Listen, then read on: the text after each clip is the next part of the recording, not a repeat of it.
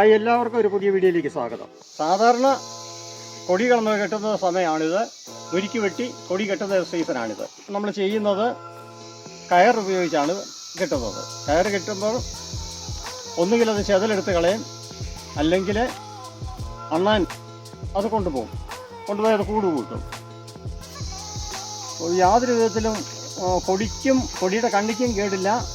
അതുപോലെ തന്നെ നല്ല ടൈറ്റായിട്ട് നിൽക്കുകയും വേണം. അതുപോലൊരു കെട്ടാണ് ഞാൻ കെട്ടാൻ തോന്നുന്നത്. എല്ലാം അങ്ങോട്ട് കൂട്ടി ചേർത്ത് പിടിച്ചിട്ട് ഈ വള്ളി ഇങ്ങോട്ട് എടുത്തിട്ട് ഒരു ഇത്ര നീളം ഈ വള്ളി എടുക്കുക. വള്ളി എടുത്തിട്ട് ഇത് കെട്ട് ശ്രദ്ധിക്കണം. ഇങ്ങനെ എടുത്തിട്ട് ഒരൊറ്റ കെട്ടുക. ഇത് നല്ലവണ്ണം മുറുക്കി കൊടുക്കണം. ഇത് നല്ലപോലെ മുറുക്കി കൊടുത്തു. അപ്പോൾ ഈ ഭാഗം ഇത് ഫ്രീ ആയിട്ട് കിടക്കാം. ഇങ്ങനെ നമുക്ക് മുറുക്കാൻ പറ്റും. ഇങ്ങനെ മുറുകി നല്ലപോലെ ചേർന്നിരിക്കുക. ഇത് ഈ മുരിക്ക് വളരുന്നതിൻ്റെ അനുസരിച്ച് ഇതിങ്ങനെ അയഞ്ഞ് കൊടുത്തുകൊണ്ടിരിക്കും. ഇങ്ങനെ അയഞ്ഞ് കൊടുത്തുകൊണ്ടിരിക്കും. അത് കാരണം ഒരു കാരണവശാലും ഈ വള്ളിക്ക് കേടുണ്ടാകുമെന്ന് പേടിക്കണ്ട. ഇതൊരു 5 വർഷം വരെ 6 വർഷം വരെ ഇത് ദ്രവിച്ച് പോകുന്നിടം വരെ ഈ വള്ളി ഇതേ സ്ഥാനത്ത് തന്നെ ഇങ്ങനെ നിൽക്കും.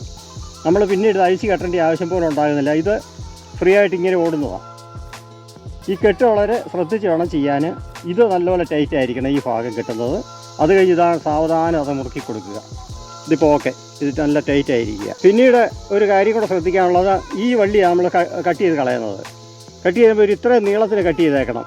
എന്തിനാണെന്ന് ചോദിച്ചാൽ ഇതിലോട്ടാണ് ഈ വളരുമ്പം ഈ ഭാഗം നമ്മൾ ഉപയോഗിക്കുന്നുണ്ട്. ഈ ഭാഗം വളർന്നു കഴിയുമ്പോൾ ഇതിങ്ങോട്ട് തള്ളി വന്ന്